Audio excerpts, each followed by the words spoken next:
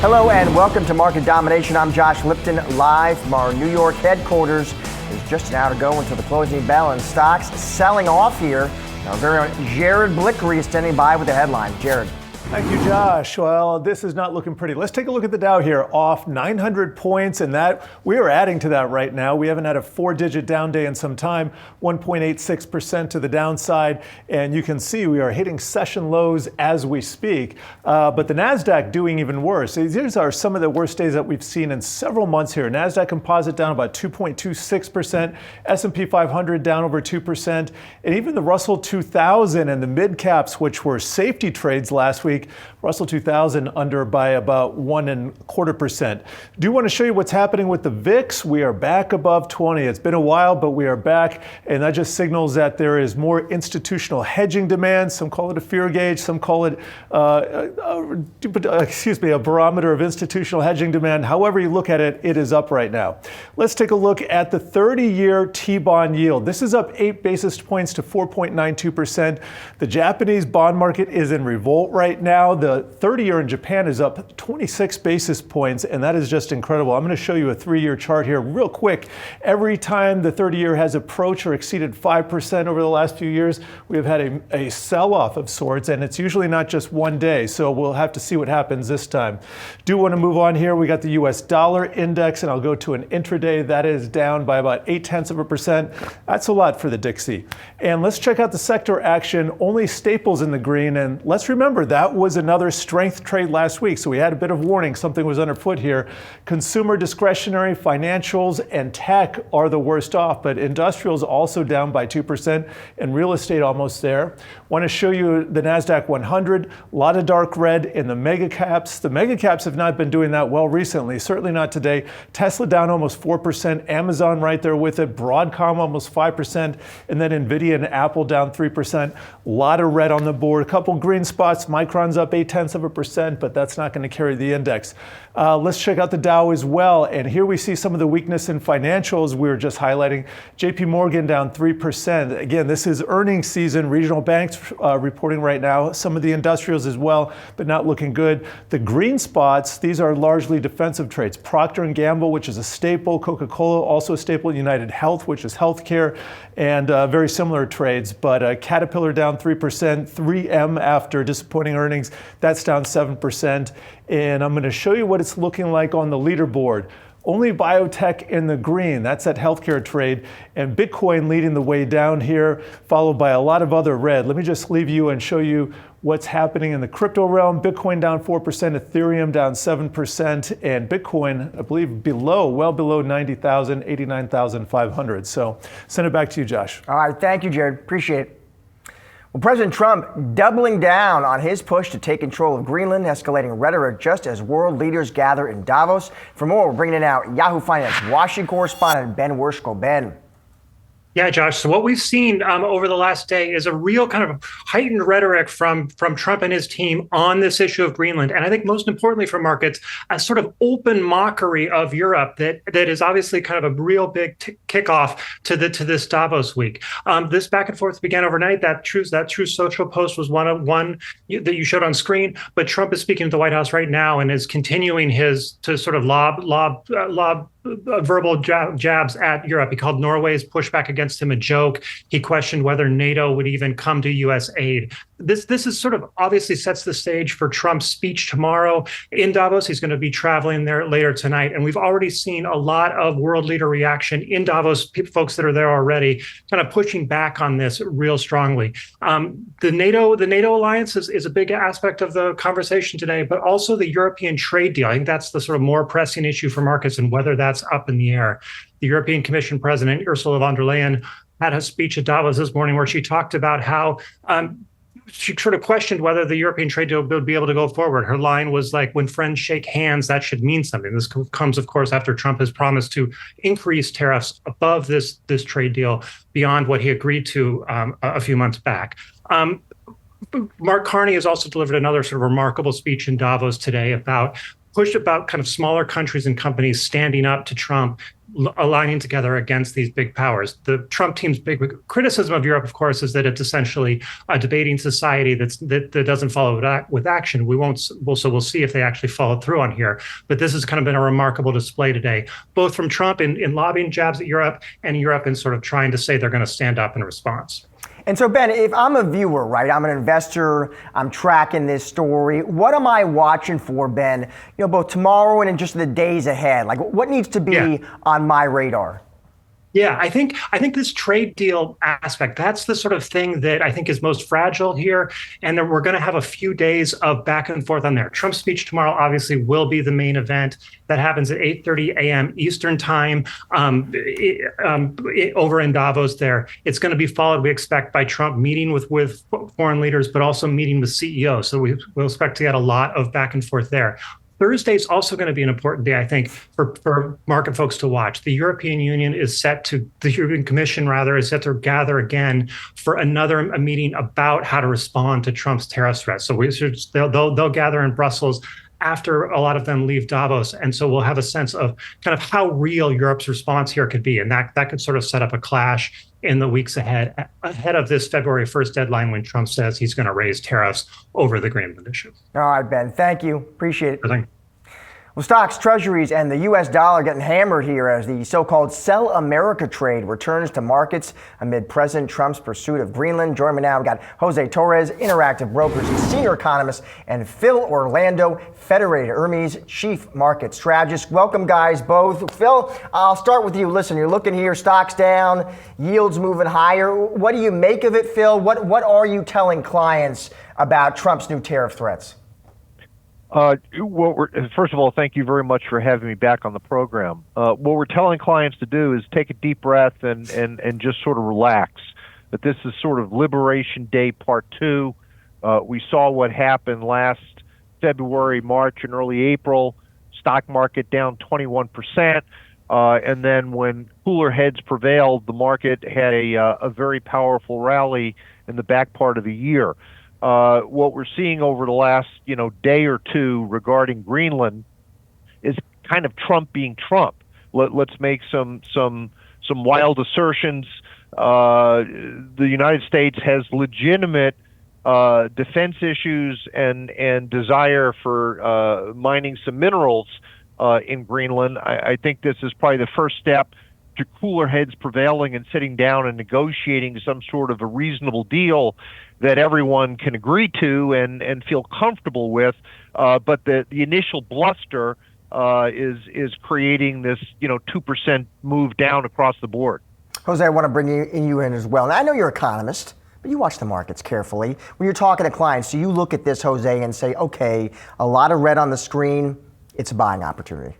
I think that we can go a little lower. I think we're probably due for a 5% drawdown. When you consider what investors were confronted, 5% at least. When you consider what investors have been confronted with today, Josh, Japan stuff, similar volatility igniter back in August of 2024 sent the VIX north of 50. And then, of course, the tariff talk that last year drove a huge sell-off in markets, like Phil was saying earlier. So I think right now, though, Josh, the buy is in treasuries. With inflation coming down to the mid to low twos, I'm thinking March or April, the 10-year shouldn't be at around 428, 429. So I think that the long trade here is in treasuries. Stocks, I think, can still come in a little lower. However, those volatility sparkers in 2025 and 2024 did serve as tremendous buying opportunities, and the fundamentals are still solid, and the economy is still reaccelerating. Phil, what do you make of Jose's point there? Buying treasuries? I think Jose makes a great point. I would sort of broaden that out. You've got stocks oversold right now, bonds oversold, the VIX oversold. Those, all three of them could get a little bit more oversold over time. He talked about a 5% move down maybe from here. We had thought that from the market's peak, remember we were at record highs a week ago.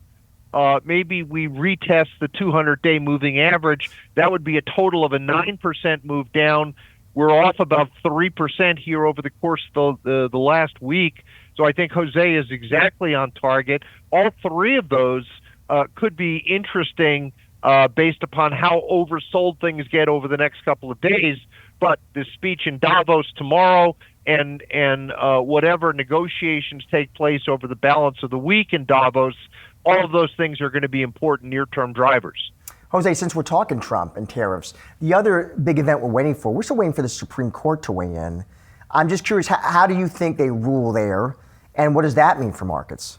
I'm 50-50. Our participants are around 35% that the Supreme Court is going to allow the tariffs. If the Supreme Court essentially blocks them, that'll be bad for the fiscal side. It'll be bad for onshoring ambitions, but it will offer a short-term boost to corporate earnings. However, if they allow the tariffs, the onshoring ambitions stay strong, the yields can come in a little bit, and then, I don't think folks are worried too much about corporate earnings. So I think either way, we would be fine. I think if the Supreme Court blocks them, the administration is going to try to work some workarounds, go around them, and try to pursue alternative strategies. They haven't really been that worried about the Supreme Court potentially blocking those policies. Phil, one point you made that I thought was interesting, my friend. I mean, aside from these recent headlines, you talk about how there are significant hurdles, you say, for investors for the balance of the year. What are those hurdles, Phil? Walk me through them. Well, those hurdles that I wrote about last week relate to the fact that this is 2026, and there's a confluence of two hurdles separate and apart from the news flow. Number one, this year is a midterm election year, and number two, we are also going to get a leadership transition at the Federal Reserve. Looking back at the data over the last 90 years, whenever these two events have coincided, and that's happened about 8 times, over that period, there's been a correction in the market in the middle of the year, an air pocket, if you will. The Republicans right now have a 5-seat lead in the House of Representatives, the smallest majority in a century. In the average of every midterm election in the post-war era, the party out of power historically regains about 25 or 26 seats. That would suggest that the majority in the House is going to swing over to the Democrats. Historically, that's created some instability in the stock market. With regard to the Federal Reserve, every new Federal Reserve chairman that's come into office as the chairman over the last 90 years, the market has tested that chairman again with a correction, an air pocket, if you will, a couple of months into his first year. Now, the market always recovers as you get into the end of that first year, but that suggests that there's potentially going to be a buying opportunity. You take the Greenland situation, the Venezuela situation, all of these other areas of geopolitical risk, throw that on top of those two structural hurdles, and we went into this year expecting that we could have a better buying opportunity at some point over the course of the year. So our advice to clients was keep some dry powder. There may be some good buying opportunities in between now and the end of the year. So I'm curious, Phil, just given like the history, you're pointing out there, the backdrop we're in, how do I want to be positioned here in the stock market, Phil? What are you telling clients? What are the sectors I'm overweight? So the areas that we're trying to avoid here are the areas that have done really well and have driven the market over the last 3 years and pushed valuation levels to records. That would suggest the Mag 7, the growth and technology names. The areas that we're focused on are the areas that have dramatically lagged, but yet we think the fundamentals are pretty good. So one area I'd really like to focus on here is the small caps, domestic small caps, both growth and value, with an overlay in healthcare. Now, what does all of that mean? The fact that interest rates are lower today than they were a year ago, a lot of small cap companies sort of self-finance. Lower interest rates make it more and easier for them to self-finance. You've got small caps will do 80% of their business here in the United States. The U.S. economy doing much better than the rest of the world. IPOs and M&A activity is much stronger. That benefits the small cap stocks, particularly those with a healthcare focus. And valuations are significantly below where large cap valuations are. So for those reasons, we've been advising clients to be overweight small caps probably since the middle of last year. And we think that trend, while it started to work, has legs as we go through the balance of this year. Jose, final one to you. Phil, talking stocks there. Let's just talk the precious metals real quickly. gold and silver, Jose, jump into fresh records today. What do you make of these blistering runs? Well, these are store of value bids. Everyone is essentially worried that central banks are going to allow inflation to be above target and that the fiscal governments are going to essentially continue to pile on the debt. And we're seeing the move in Japan, getting punished the long end of the curve. Investors are essentially saying, if the central banks cut too much, we don't care. We're still going to make the long end of the curve a lot higher. So I think that's what the metals are telling us. And also on what Phil was saying, Russell 2000, I agree. I started off this year saying it could rally 25%. It's up already 7% year to date. It benefits disproportionately from an environment where you have a reaccelerating economy with rate cuts simultaneously. So I'm really bullish on the small caps as well. I think even if the S&P and the NASDAQ advance only 5 to 6%, I think the Russell can do a lot better. And the earnings estimates have been ticking up really nicely as well. All right, Jose, Phil, thank you both, guys. Appreciate it. Thank you very much. Coming up, we dive into Meta's decision to leave the metaverse. That's next on Market Domination.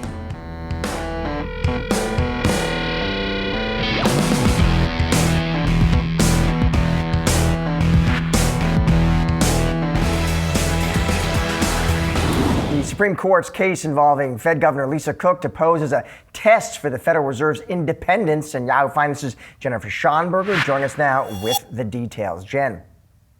Good afternoon, Josh. The Supreme Court will hear oral arguments Wednesday and whether President Trump has cause to fire Federal Reserve Governor Lisa Cook, a case that tests central bank independence and one that could reset precedent.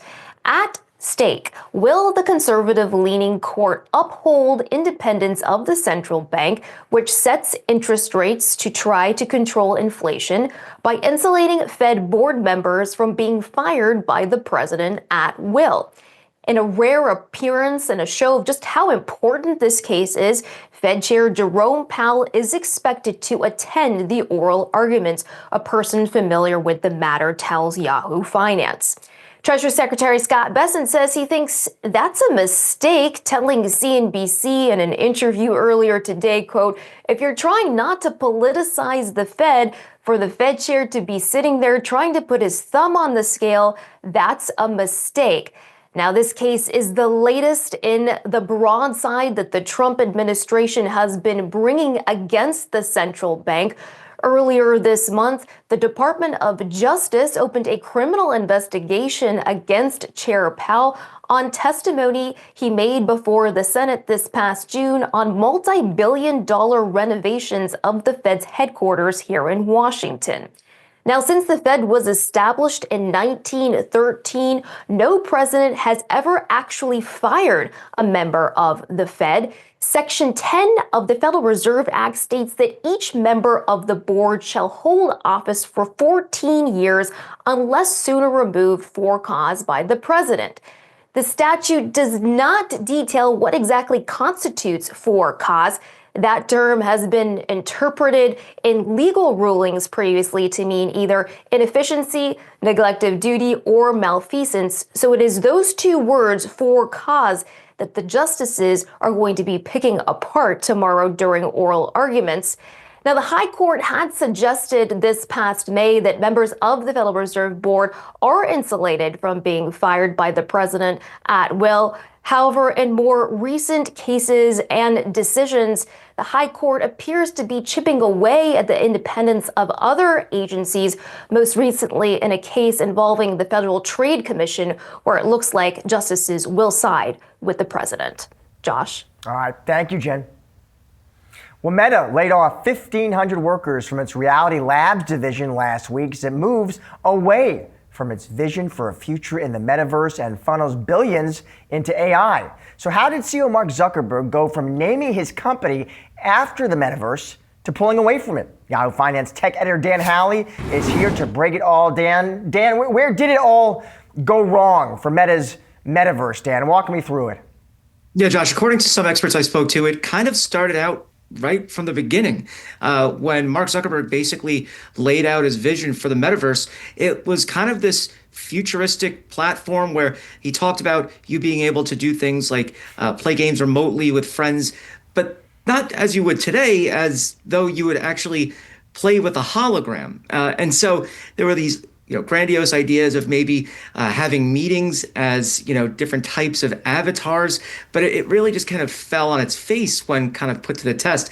I remember there were memes about avatars having no legs and how that was going to be a big upgrade for the service. Not exactly something you want out of a technology that's supposed to be groundbreaking. And so they seem to have moved away from this idea of the metaverse, though they are continuing to sell their headsets. It just doesn't seem as though that market is exactly going to be the hot thing that it originally was poised to when Meta made this announcement. How smart, Dan, in your opinion, would be Meta's pivot to smart glasses? Like, how would you judge that? And what are the risks if they don't actually take off? Yeah, I mean, look, the risk is that they've invested billions of dollars into Reality Labs. Part of that was part of the metaverse effort, and now they're moving some of that savings that they're having from these layoffs into the idea of these wearables. This, the Meta Ray-Ban display and the regular Ray-Ban Meta glasses. Those are the ones with just the camera that you can listen to music. The display has a built-in display in of itself, and that little wrist controller that you're seeing there. They see that as kind of the future of consumer tech. It's a big deal, and it is proof that their investments, at least in the metaverse technologies, have paid off. It appears to be doing well. People are interested in it. We have other companies going into the space like Google, Samsung, and Apple reportedly. And so there's going to be increased competition, but is this going to replace the smartphone? Probably not. It'll probably be an accessory similar to a smart watch. Now, Meta really wants to be in control of its own fate. It's battled with the likes of Apple and Google for years over different app store rules that they have to abide by when they have their apps loaded onto those different devices. And so being able to control their own fate through their hardware would be a huge boon for them, and something that Mark Zuckerberg has wanted to do for quite some time. I'll get you out of here on this, Dan. Big picture, do you look at the metaverse and say, that's over, we can close the book, or no? Yeah, I mean, it's difficult, right? Because there's this idea that the metaverse isn't just this singular technology, that it's going to be an evolution of the internet and how we interact with it down the line, right? And so, you have to think what Meta was pitching didn't really land, but there's still plenty of companies out there that are working on this idea. And so there could be a metaverse in the future where maybe, we're able to move through these interconnected worlds that were originally pitched, but potentially not, right? Maybe not in that way. It could be how we interact with the internet via different screens that we see, or perhaps with the idea of smart glasses or things along those lines. So I think it's really just different areas of the internet will be available and visible, not just on 2D screens that we currently have, rather than the idea of us floating through some wormhole or something into the internet like Ready Player One. All right, Dan, great stuff as always. Thank you. Coming up, we bring you some of today's top trending tickers. We're going to bring you the news behind the moves. That's next.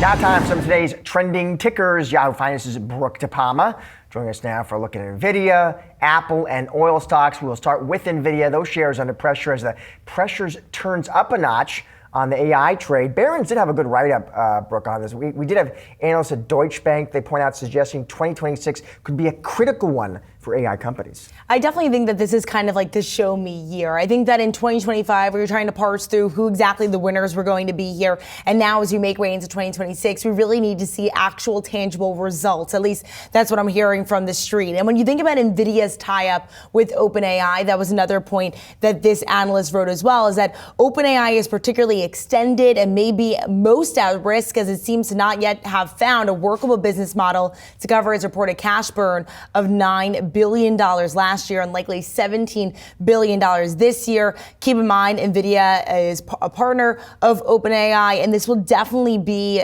instrumental in moving forward on how exactly NVIDIA is seen as this AI darling, this AI leader within this AI revolution. Moving over to Apple, also under some pressure as Citi cuts its price target on that stock from $330 to $315. So this one, they did cite margin risk, Brooke, from the surge in memory chip prices. They did reiterate, though, buy on Apple. So when you look at where the street stands on Apple, it is pretty well liked. There's 40 buys, 18 holds, and 4 sells. I think that once again, this is another year where investors are waiting to hear more about how Apple's going to shape up within this AI arms race as well. We know that Apple just recently announced that partnership with Google for their Siri, their Google Gemini. That was a big win on Google Gemini's part. So it'll be interesting to see. Also, I know I mentioned to you before, but this foldable phone is something investors are really hoping for this year. CFR saying in a note that is something that they're looking for. The Apple's pipeline, including AI, foldables, and spatial computing. Those are 3 things that they're looking for this year from Apple. Yeah, Citi sees a ramp of a foldable iPhone starting later this year. Thinks that device debuts at Apple's annual fall lunch. $2,000 price point. We'll wait for Dan Howley's review. Yes. What he says. Yes. All right, lastly, JP Morgan gets cautious on the outlook for the oil market, but does spotlight attractive narratives for certain stocks, Brooke. Yeah, ExxonMobil in particular, they did raise their price target to $133, up from $124. Worth noting there that they said that their Exxon's low dividend coverage, break even, should also help protect the downside in a weaker commodity price and demand environment. I do quickly want to go to the YF Interactive though, because it is really interesting to see where these players shape up. Year to date, so just over the past 20 days, what we've seen so far is major moves when it comes to this energy stock. Exxon being one of them, up about 0.6% today based upon this optimism. But year to date, up nearly 9%. Also, Chevron seeing a similar return year to date. But an analyst there did note that the company is in an attractive phase of its investment cycle, but they don't see, they've rated overweight, so something to watch there. But also, ConocoPhillips is something else we've been watching as well. And that stock is seeing quite the run year to date, but down today about 3% as well. So just really interesting to see how these energy stocks will sort of play out as we make our way into the year. All right, thank you, Brooke. Appreciate it. Well, as AI grows and companies plan their data center build-outs, they are increasingly being met with opposition from the general public. New data from intelligence platform Heatmap Pro shows at least 25 data center projects around the country were canceled last year due to opposition from the local communities. The opposition stems from rising utility costs like electricity and water that these data centers require. Bob Clark, the founder of Clayco, an engineering construction firm that is playing a large role in the AI data center build-out, joined Market Catalyst this morning to discuss the backlash to AI data centers. Yeah, there's a lot of talk about the backlash. Is definitely one of the top topics that everybody is addressing. And I think that one of the things that we're learning from our partners at Microsoft and AWS is that they are really leaning into a much better communication strategy. I think that's what most of the buzz is here, is that all of us in the space have to do a better job of communicating what the real facts are. What we're learning from our entitlement processes, where we're in town hall meetings, listening to the community members who are worried about their electric bills going up, is that the facts prevail. Our projects do get approved when there's rational discussions, and it's a ground game that includes meetings in people's living rooms, talking to them about what the reality is. Utility bills have gone up, 25% over the last 5 years, not because of data centers, but because the grid is outdated and wildfires and all kinds of other things have caused the industry to have to realign the grid. And quite frankly, we have to upgrade our power in the U.S. for a long-term view. But I think most of the utility companies are addressing the neighborhood concerns by telling them that the home utility bill will not be impacted by the data center construction. And President Trump weighed in even as recently as a week ago or so. We all agree that people's home utility bills should not go up because of data centers. And Microsoft and AWS have said they're going to pay their fair share or more. Well, Bob, I mean, it seems to me, talking to some utility and power experts, that at least some of the increase in electricity partners to date has been from existing data centers or ones that are, had gotten put on the grid before now. But it seems like that there is this push on the part of the big hyperscalers to your point, to shoulder a lot of that cost. Or do you think going forward that that's just the cost of doing business, that they're going to shoulder the cost of any increases in electricity or water for that matter?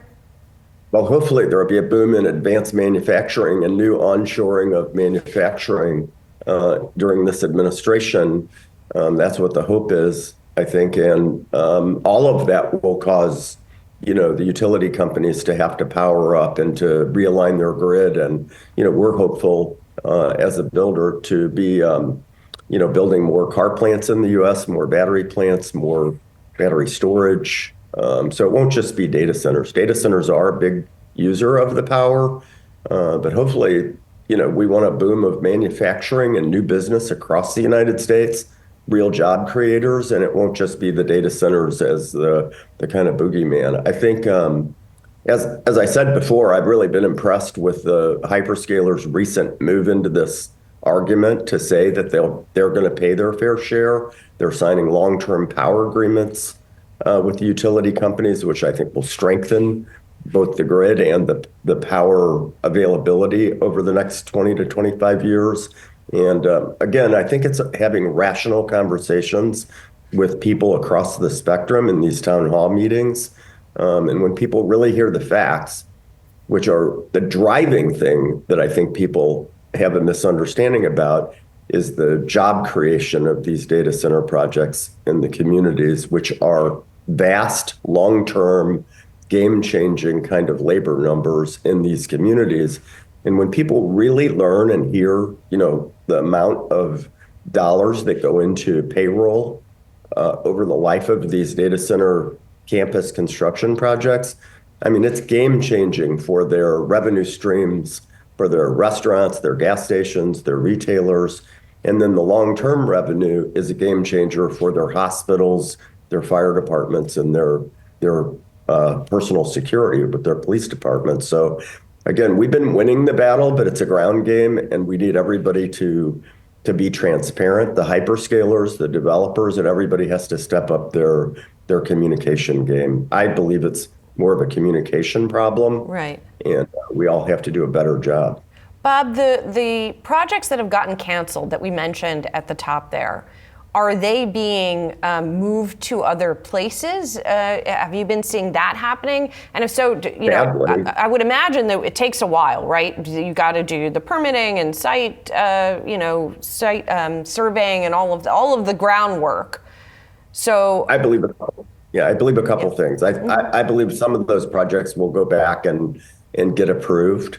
I think, again, people have to hear what's in it for them. They have to understand what the reality is instead of the NIMBYs have gotten very organized and are doing a really good job of spinning, what I think is a lot of misinformation.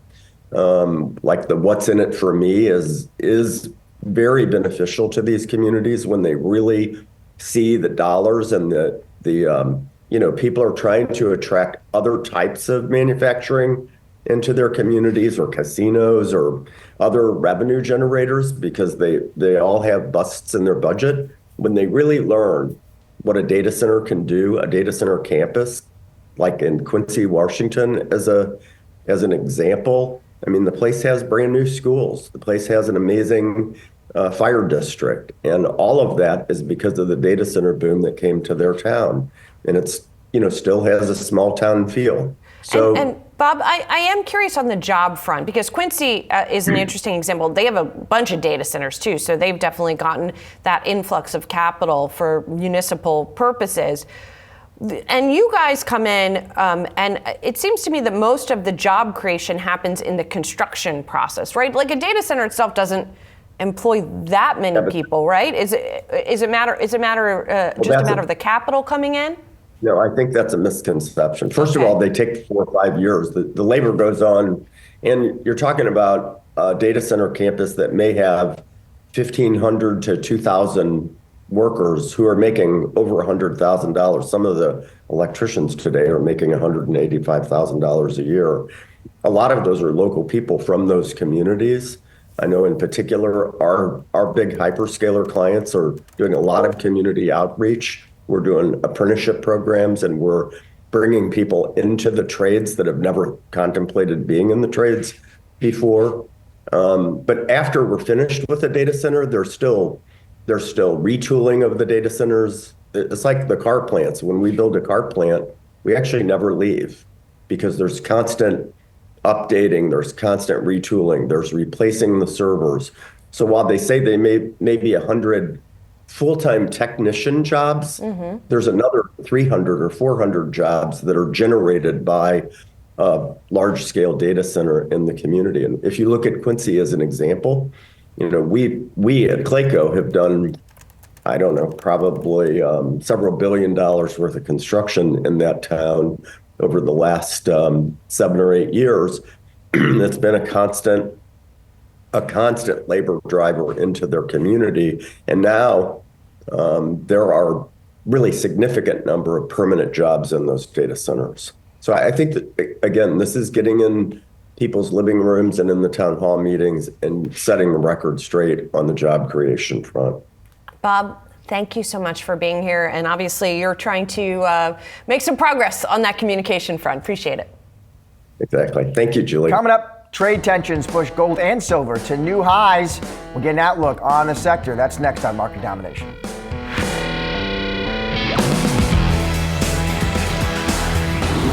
The losses on Wall Street accelerating into the close here. The S&P 500 on track to wipe out gains for the year in today's action. But a bright spot, metals, gold, and silver are back trading at record highs. Joining me now is Bob Minter, Director of ETF Investment Strategy at Aberdeen Investments. Bob, great to see you as always. Let's start with gold here, Bob. Just this blistering run. It continues. You argue here, you say, we see potential for the gold rally to be well supported. How come, Bob? Walk me through that. Sure. So we hit 4,700 an ounce today. We have a 5,200 target on it in the next 6 months. The central bank purchases data for last year for 2025 are going to be out in the next couple weeks, and it should show another year of close to or over 1,000 tons net demand for gold from central banks last year, and that's a significant number. It's about a third of all global mine supply in a particular year, and we see that supported by sanctions and tariffs and developed country debt issues, all of which we saw exacerbated over the weekend. So, Bob, with gold here at 47.56, are you one of those guys, Bob, who gives gold targets where you think we might be in year end, what you think is reasonable? I give targets and I go through them like cookies. They are just dropping like flies. We have a $5,200 target on gold, and really for us, we take the other side as well. What would change our view? And we just don't give those a lot of probability right now. What would change our view would be if we saw a sudden change in developed country debt dynamics where politicians and the electorate wanted to bring down their debt levels, and we just don't see that. Or we see an easing in the sanction and tariff pressure on emerging market economies. And that's still an issue for these central banks. And we do not see this as some sort of currency war. This is CFA level 1, diversify away from your risks, be a good portfolio manager. If you were running those FX reserve portfolios, you would diversify a little bit away from treasuries as well and add a little more gold. So we're talking gold, Bob, but of course I also got to get your take on silver. We're up right here near 94. What explains that run, Bob? And do you see that momentum continuing? So for silver, imagine this. Imagine you had a public retailer company where every year for 6 years, anything they put on the shelf was bought the same day, and you left the store every night with empty shelves, and no one bought the stock. And that's what we've seen really for silver. That's how you get a return of nearly 150% last year, is because the story went from completely hidden to suddenly in everyone's on everyone's radar. And since 2019, silver has been in supply deficit. Some of those years we had decent returns, but really we didn't see anything that was dramatically different in the price until last year. And it's industry that has caused it to be in deficit. There's 10,000 uses for silver, everything from data centers to anything electronic. The new foldable phones need to have silver in between them. Copper doesn't work because it eventually cracks. There are silver technologies for electric vehicle batteries. They help performance-wise. So the industry really set it into deficit. And then last year, investors really hit that theme hard. And so there's a big portion of the deficit right now that is caused by investors. So we need to be careful. We need to stay on the right side of this uptrend, but we also need to realize there's a decent portion of this that is driven by investor purchases. Although, should they start to reverse it and reverse their purchases with some sales, we still are left with an industrial market that's in deficit. Talk to me, Bob, about platinum and palladium as well. The impact of Chinese jewelry demand on platinum's upside, and also the impact of a slowdown in EV adoption, what that would mean for palladium. Sure. So for platinum, it's a great chart. It's one of my favorite charts. A similar story, a couple years of deficits, and then all of a sudden the Platinum Week in London happens last year on May 18th, and you can see it on the chart. You can see when this conference happened, and what happened at the conference is people began to notice, or there were a couple good presentations that showed how some of the Chinese jewelry markets had switched from gold to platinum. And really, these are jewelry markets, but because of capital controls, they actually act a little bit like investment markets. So we saw more jewelry investment into platinum, which just highlighted that the market was already in deficit, and away it went. For palladium, which has about 80% of its demand comes from catalytic converters, which of course you only need on a fossil fuel car or a hybrid car. The ending of the $7,500 tax credit in September on electric vehicles, as well as a number of automakers which have reversed some of their EV commitments and switched towards hybrids or even back to gasoline. Anything that's hybrid or gasoline needs a catalytic converter. And so we see a reversal of that theme. The market was already in deficit. Some of the miners had laid off mine workers and closed mines. And so these are not things that you can just, click a button on Amazon and get more platinum or palladium. These are difficult to get minerals. It's not about getting $1 per ounce of profit. It's not quite that simple. Finally, Bob, I only have about 60 seconds left here, but I want to get this in. You say we entered 2026 with two oil market indicators at levels we have not seen since the shale revolution started in 2014. What are those indicators, Bob, and what do they suggest to you about where oil heads from here?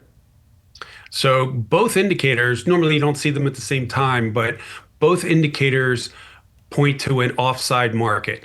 And the first is inventory. I look at crude, gas, and diesel all combined, and a month ago they were at the 10-year lows.